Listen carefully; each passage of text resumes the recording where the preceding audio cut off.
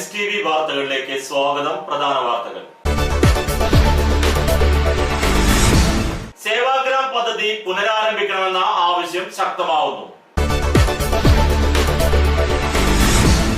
കുന്നംകുളം നിയോജക മണ്ഡലത്തിലെ സമ്പൂർണ്ണ വൈദ്യുതീകരണം മാർച്ച് 25 നടക്കുമെന്ന് കുന്നംകുളം നഗരസഭാ ചെയർപേഴ്സൺ പത്രസമ്മേളനത്തിൽ അറിയിച്ചു. ഉത്സവ കമ്മിറ്റികൾക്ക് കുന്നംകുളം നഗരസഭ ഇൻഷുറൻസ് തുക വിതരണം ചെയ്യും. പഴഞ്ഞി വൺവേ ജംഗ്ഷൻ സമീപം പൊതുകിണർ നശിക്കുന്നു. കുടിവെള്ളത്തിലും രാഷ്ട്രീയം കലർത്തി BJP. സമാന്തര സർവീസ്. ഓട്ടോ ഡ്രൈവർ ബസ് ഉടമയെ ആക്രമിച്ചു. വാർത്തകൾ വിശദമായി. സേവാഗ്രാം പദ്ധതി പുനരാരംഭിക്കണമെന്ന ആവശ്യം ശക്തമാവുന്നു. കഴിഞ്ഞ UDF സർക്കാരിന്റെ കാലഘട്ടത്തിൽ ആരംഭിച്ച സേവാഗ്രാം സേവാ കേന്ദ്രം പദ്ധതി ഇല്ലാതായതോടെ ജനങ്ങൾക്ക് ബുദ്ധിമുട്ടുണ്ടാകുന്നു. പാവപ്പെട്ട ജനങ്ങൾക്ക് ജോലി കഴിഞ്ഞെത്തിയാൽ വൈകിട്ട് ഗവൺമെന്റിന്റെ അറിയിപ്പുകളും മറ്റു കാര്യങ്ങളും മനസ്സിലാക്കുന്നതിനും അപേക്ഷകൾ നൽകുന്നതിനും വേണ്ടിയാണ് കഴിഞ്ഞ ഉമ്മൻചാണ്ടി സർക്കാർ സേവാഗ്രാം പദ്ധതി ആരംഭിക്കാൻ തുടങ്ങിയത്.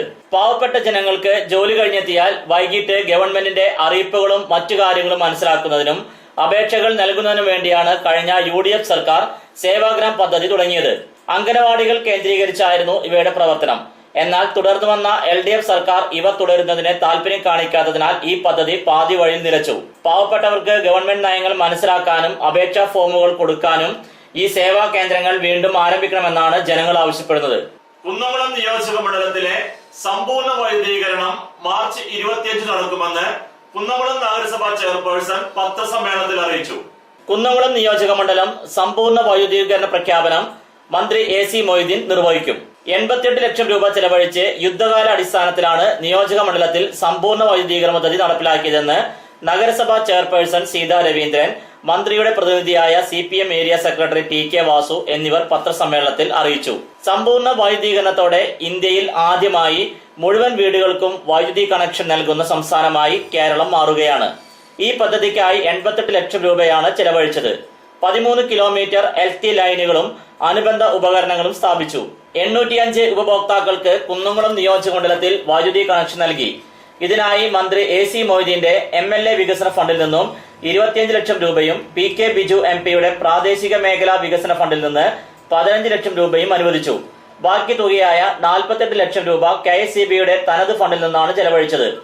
കുന്നംകുളം നഗരസഭ കാട്ടകാമ്പാൽ, കടവല്ലൂർ, പോർക്കുളം, ചൊവ്വന്നൂർ, എരുമപ്പെട്ടി, വേലൂർ എന്നീ പഞ്ചായത്തിൽ ഉൾപ്പെടുന്നതാണ് കുന്നംകുളം നിയോജക മണ്ഡലം. ഏറ്റവും കൂടുതൽ ഉപഭോക്താക്കൾ ഉള്ളത് കുന്നംകുളം നഗരസഭയിലാണ്. 151 ആളുകളാണ് കുന്നംകുളത്തുള്ളത്. നിയോജകമണ്ഡലത്തിൽ കൂടുതലും BPL പട്ടികയിൽപ്പെട്ടവരാണ്. KSEB Kunnamkulam division executive engineer TP Soudamini, assistant executive എഞ്ചിനീയർമാരായ MA ഷാജു, EI ബിന്ദു, സതീഷ്, അജിത് എന്നിവരും പത്രസമ്മേളനത്തിൽ പങ്കെടുത്തു. ഈ മാസം 25-നാണ് സമ്പൂർണ്ണ വൈദ്യുതീകരണ പ്രഖ്യാപനം. ഇതിന്റെ പ്രഖ്യാപനത്തെ സംബന്ധിച്ചുള്ള അതിന്റെ നടപടി പ്രവർത്തനങ്ങളെ സംബന്ധിച്ച് രൂപീകരിക്കപ്പെട്ടിട്ടുള്ള സംഘാടക സമിതിയുടെ ചെയർപേഴ്സൺ കുന്നംകുളം നഗരസഭ ചെയർപേഴ്സൺ വിശദീകരിക്കുന്നു. 17 മാർച്ച് അവസാനത്തോടെ, അതായത് മാർച്ച് 25-ാം തീയതി നമ്മുടെ കുന്നംകുളം നിയോജകമണ്ഡലത്തിലെ സമ്പൂർണ്ണ വൈദ്യുതീകരണ പ്രഖ്യാപനം നടത്തുക. ഈ മാർച്ച് അവസാനത്തോടെ സംസ്ഥാനത്ത് എല്ലാ മണ്ഡലങ്ങളിലും ഇതുപോലെയുള്ള സമ്പൂർണ്ണ വൈദ്യുതീകരണം പ്രഖ്യാപനം നടത്തുകയാണ്. കടവല്ലൂർ പഞ്ചായത്തിൽ 118 അതിൽ 114 കൊടുത്തു. 3 ഇപ്പോൾ വർക്ക് ചെയ്തുകൊണ്ടിരിക്കുന്നത്. പിന്നെ അതിൽ ഒരെണ്ണം ഇതുപോലെ ADM കേസുകളാണ്. കാട്ടകാമ്പാൽ പഞ്ചായത്തിൽ 105 കിട്ടിയ 105 കൊടുത്തു. കുന്നംകുളം മുനിസിപ്പാലിറ്റിയിൽ 151, അതിൽ 148 കൊടുത്തു. 2 പ്രോസസ്സിലാണ് പറഞ്ഞതുപോലെ തന്നെ ADM കേസുകളാണ്. ആ കേസിൻ്റെ കാര്യങ്ങളൊക്കെ നേരത്തെ ഞാൻ പറഞ്ഞത്. കോട്ടയം പഞ്ചായത്തിൽ 70 68 കൊടുത്തു. 2 പ്രോസസ്സിലാണ്. അതുപോലെ നാളെ കൊടുത്തു. വേലൂര് 89 87 കൊടുത്തു. 1 പ്രോസസ്സിൻ്റെ 1 അതുപോലെ തന്നെ ADM കേസുണ്ട്. അങ്ങനെയാണ് ഇപ്പോൾ പഞ്ചായത്ത് കേസ്. അതൊരു മുനിസിപ്പാലിറ്റി പഞ്ചായത്തുകളാണ് വരുന്നത്. ഉത്സവ കമ്മിറ്റികൾക്ക് കുന്നംകുളം നഗരസഭ ഇൻഷുറൻസ് തുക വിതരണം ചെയ്യും. സംസ്ഥാനത്ത് ആദ്യമായി നഗരസഭ ആനകളെ പങ്കെടുപ്പിച്ചുള്ള പ്രാദേശിക ഉത്സവങ്ങൾക്ക് ഇൻഷുറൻസ് തുക നൽകുന്നു. കുന്നംകുളത്ത് 5-ൽ കൂടുതൽ ആനകളെ പങ്കെടുപ്പിച്ച് ഉത്സവങ്ങൾ നടത്തിയ 5 കമ്മിറ്റികൾക്കാണ് നഗരസഭ പരമാവധി 5000 രൂപ വീതം നൽകുന്നത്. അടുപ്പൂട്ടി സെന്റ് ജോർജ് ഓർത്തഡോക്സ് പള്ളി, കാവിലക്കാട് ഭഗവതി ക്ഷേത്രം, പാർക്കാടി ഭഗവതി ക്ഷേത്രം, കിഴൂർ കാർത്യായനി ക്ഷേത്രം എന്നിവർക്കാണ് ഇൻഷുറൻസ് തുക വിതരണം ചെയ്യുകയെന്ന് വൈസ് ചെയർമാൻ PM സുരേഷ് പറഞ്ഞു. കഴിഞ്ഞ വർഷത്തെ ബജറ്റിൽ ഇതിനാവശ്യമായ തുക നീക്കിവച്ചിരുന്നു. സർക്കാർ അനുമതിയോടെയാണ് നഗരസഭ ബജറ്റ് നിർദ്ദേശപ്രകാരം ഈ തുക വിതരണം ചെയ്യുന്നത്. ഉച്ചതിരിഞ്ഞ് 3 മണിക്ക് കൗൺസിൽ ഹാളിൽ ചേരുന്ന യോഗത്തിലാണ് തുക കൈമാറുന്നത്. പഴഞ്ഞി വൺവേ ജംഗ്ഷൻ സമീപം പൊതുകിണർ നശിക്കുന്നു. ശുദ്ധജലത്തിനായി നാടും നാട്ടുകാരും നെട്ടോട്ടം ഓടുമ്പോൾ പഴഞ്ഞി വൺവേ ജംഗ്ഷനിൽ ഓട്ടോറിക്ഷ സ്റ്റാൻഡിനടുത്ത പൊതുകിണറാണ് അധികൃതരുടെ അലംഭാവം മൂലം നശിക്കുന്നത്. കാടുകയറി പൂർണ്ണമായും നശിച്ച നിലയിലാണ് ഇന്നത്തെ ഇതിന്റെ അവസ്ഥ. അനേകം വീടുകൾക്കും വഴിയാത്രക്കാർക്കും കടകളിലേക്കും വെള്ളം കൊണ്ടുപോയിരുന്ന ഈ കിണറിന്റെ ഈ അവസ്ഥയിൽ ജനങ്ങൾ ശക്തമായ പ്രതിഷേധത്തിലാണ്. ഇടവേളയ്ക്ക് ശേഷം വാർത്തകൾ തുടരും.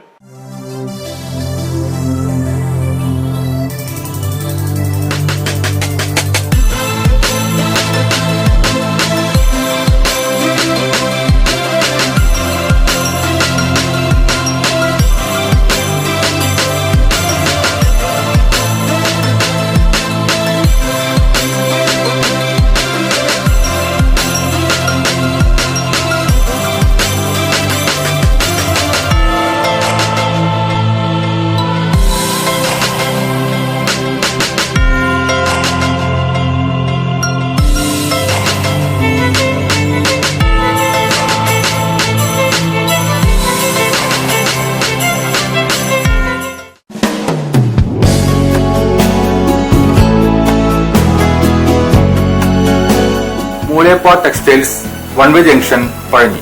6 പതിറ്റാണ്ട് പ്രവർത്തന പാരമ്പര്യമുള്ള മൂലേപ്പ ടെക്സ്റ്റൈൽസിൽ ലേഡീസ്, ജെന്റ്സ്, കിഡ്സ് എന്നിവർക്കായുള്ള തുണിത്തരങ്ങളുടെ വിപുലമായ ശേഖരം ഒരുക്കിയിരിക്കുന്നു. Cap top, velvet frocks, gown frocks, pan America, MCR, Ramraj, Angel form എന്നീ കമ്പനികളുടെ തുണിത്തരങ്ങളും ലഭ്യമാണ്. മൂലേപ്പ ടെക്സ്റ്റൈൽസ് വൺവേ ജംഗ്ഷൻ പഴഞ്ഞി. ജോലിയിൽ എത്ര ടെൻഷൻ ഉണ്ടെങ്കിലും ശരി, മൈൻഡ് റിലാക്സ് ആയിരിക്കുന്നതിന് ഞാൻ എപ്പോഴും യൂസ് ചെയ്യുന്നത് റോജാപ്പാക്ക് മാത്രമാണ്. റോജാപ്പാക്കിന്റെ മണവും രുചിയും നമ്മൾ എവിടെയായിരുന്നാലും മാടി വിളിക്കുമെന്നേ. ചേട്ടാ, റോജാപ്പാക്ക് ശരിക്കും അടിപൊളി തന്നെ. എല്ലാവർക്കും ഇഷ്ടം റോജാപ്പാക്ക്. സൂപ്പറാണ് കേട്ടോ. Roja Manufacturing Office, NVKM and Sons, Dindigul. Zone Distributor, Roja Agencies, Kunnamkulam. Phone 9446 145776 9446 145778.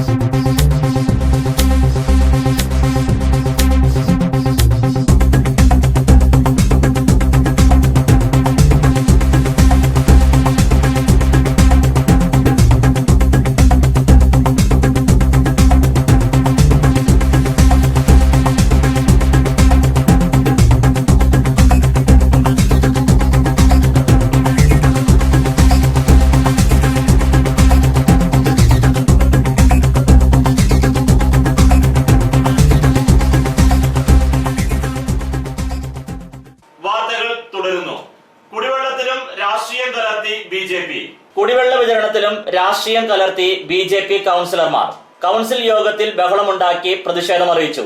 ചെയർപേഴ്സന്റെ ഡയസിന് മുമ്പിൽ മുദ്രാവാക്യം വിളിച്ച് കൗൺസിൽ യോഗം തടസ്സപ്പെടുത്തിയതോടെ അജണ്ടകൾ പാസാക്കിയതായി പ്രഖ്യാപിച്ച് യോഗം ചെയർപേഴ്സൺ അവസാനിപ്പിച്ചു. കുടിവെള്ളത്തിലും രാഷ്ട്രീയം കലർത്തി BJP നടത്തിയ സമരം നാണം കെട്ടതാണെന്ന് ചെയർപേഴ്സൺ സീതാ രവീന്ദ്രൻ മാധ്യമങ്ങളോട് പറഞ്ഞു. രാവിലെ കൗൺസിൽ യോഗം ആരംഭിച്ച ഉടനെ BJPയിലെ രേഷ്മ സുനിലാണ് കുടിവെള്ള പ്രശ്നം ഉന്നയിച്ചത്. CPM കൗൺസിലർമാരുടെ വാർഡുകളിലേക്ക് മാത്രമാണ് കുടിവെള്ളം എത്തിക്കാൻ ശ്രമിക്കുന്നതെന്ന് അവർ പറഞ്ഞു. ഇത് ഏറ്റുപിടിച്ച് BJPയുടെ മറ്റ് കൗൺസിലർമാരും ബഹളം വെച്ചു. കുടിവെള്ള വിതരണത്തിൽ കക്ഷി രാഷ്ട്രീയം കലർത്തിയിട്ടില്ലെന്ന് ചെയർപേഴ്സൺ വിശദീകരിച്ചു. ലോറികളിൽ കുടിവെള്ള വിതരണ ടെൻഡർ ഇന്ന് തീരുമാനിക്കും. ഇതിനുശേഷം നാളെ മുതൽ കുടിവെള്ളക്ഷാമം അനുഭവിക്കുന്ന വാർഡുകളിൽ ലോറികളിൽ കുടിവെള്ളം വിതരണം ചെയ്യും. രൂക്ഷത അനുഭവിക്കുന്ന BJP അംഗം വിൽസൺ ജോസിന്റെ 30-ാം വാർഡിലെ അംബേദ്കർ കോളനിയിൽ ടാങ്കർ ലോറിയിൽ കഴിഞ്ഞ ദിവസം വെള്ളം എത്തിച്ചിരുന്നതായി ചെയർപേഴ്സൺ വ്യക്തമാക്കി. ചെയർപേഴ്സന്റെ വിശദീകരണത്തിൽ തൃപ്തരാകാതെ BJP അംഗങ്ങൾ KK മുരളിയുടെ നേതൃത്വത്തിൽ ചെയർപേഴ്സന്റെ ഡയസിന് മുമ്പിൽ നിന്ന് മുദ്രാവാക്യം വിളിച്ച് ബഹളമുണ്ടാക്കി. തുടർന്നാണ് കൗൺസിൽ യോഗം നടത്തിക്കൊണ്ടുപോകാൻ സാധിക്കാത്ത സാഹചര്യത്തിൽ ചെയർപേഴ്സൺ അജണ്ടകൾ പാസാക്കിയതായി പ്രഖ്യാപിച്ച് യോഗം പിരിച്ചുവിട്ടത്. BJP വനിതാ കൗൺസിലറെ ആക്രമിച്ച പട്ടിക മോർച്ച നേതാവിനെ അറസ്റ്റ് ചെയ്യണമെന്നാവശ്യപ്പെടാതെ കുടിവെള്ളത്തിന്റെ പേരിൽ സമരം ചെയ്യുന്നത് നാണക്കേട് മറയ്ക്കാനാണെന്ന് ചെയർപേഴ്സൺ സീതാ രവീന്ദ്രൻ പറഞ്ഞു. രൂക്ഷത അനുഭവിക്കുന്ന എല്ലാ വാർഡുകളിലേക്കും 2 ടാങ്കർ ലോറികളിൽ കുടിവെള്ളം എത്തിക്കുമെന്ന് വൈസ് ചെയർമാൻ PM സുരേഷ് സൂചിപ്പിച്ചു. നഗരസഭയിലെ 25 പൊതുകിണറുകൾ 50 ലക്ഷം രൂപ ചെലവഴിച്ച് വൃത്തിയാക്കും.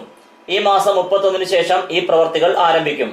BJPയുടെ നാണംകെട്ട സമരത്തിന് യാതൊരു വിലയും കൽപ്പിക്കുന്നില്ലെന്നും അവർ വ്യക്തമാക്കി.